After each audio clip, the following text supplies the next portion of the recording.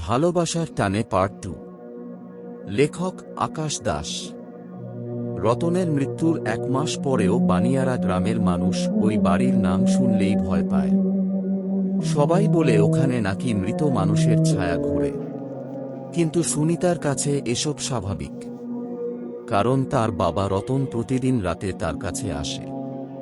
আগের মতোই তার সাথে কথা বলে, তার খোঁজ নেয়, ও তাকে আদর করে। তাই ভয় নয়, বরং সুনিতার কাছে এটা ভালোবাসা। কিন্তু এক রাতে সব বদলে যায়। হঠাৎ ঘুম ভেঙে সুনিতা দেখে রতন নেই। এই প্রথম সে কাঁপা গলায় ডাকতেই ঘরের কোণে একটা অদ্ভুত কালো ছায়া নড়তে শুরু করে।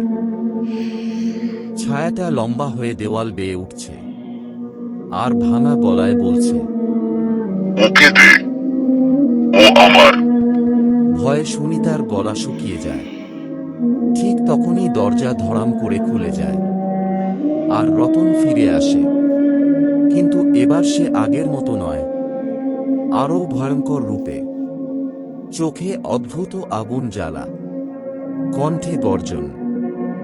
সে বলছে, ও আমার মেয়ে, তুই ওর থেকে দূরে যা। তারপর ঘরের ভেতর শুরু হয় ভয়ঙ্কর লড়াই। অদৃশ্য শক্তির সংঘর্ষে সবকিছু কাঁপতে থাকে। শেষে ছায়াটা মিলিয়ে যায়। পরদিন এক বুড়ো ওঝা এসে জানায় রতনকে যে মেরেছিল সে একা ছিল না, তার সঙ্গে একটা অপদেবতা ছিল। আর এখন সেই অশুভ শক্তি সুনিতার আত্মা চাইছে। ওঝা সতর্ক করে, রতনের আত্মা যদি বেশি দিন থাকে, সেও ধীরে ধীরে অশুভ হয়ে উঠবে। সেই রাতেই শেষ সিদ্ধান্ত। সুনিতা ঘুমিয়ে থাকতেই রতন তার পাশে বসে বলে, মা, আমি থাকলে তোকে বাঁচাতে পারবো না, আমাকে যেতে হবে। ঠিক তখনই সেই ভয়ঙ্কর ছায়া আবার ফিরে আসে। সময় শেষ। রতন দাঁড়িয়ে যায় এবং সেই ছায়াকে বলে, আমার মেয়েকে তোকে ছুঁতে দেব না। শুরু হয় শেষ লড়াই। প্রচণ্ড আলো আর গর্জনের মধ্যে রতন নিজের সমস্ত শক্তি দিয়ে ছায়াটাকে ধ্বংস করে দেয়। কিন্তু সেই সঙ্গে সেও ধীরে ধীরে মিলিয়ে যেতে থাকে। সুনিতার ঘুম ভেঙে যায়।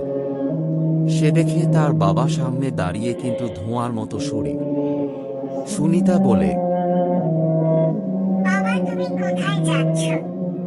রতন হেসে বলে, মা, তুই ভালো থাক, আমি সব সময় তোর সাথেই আছি।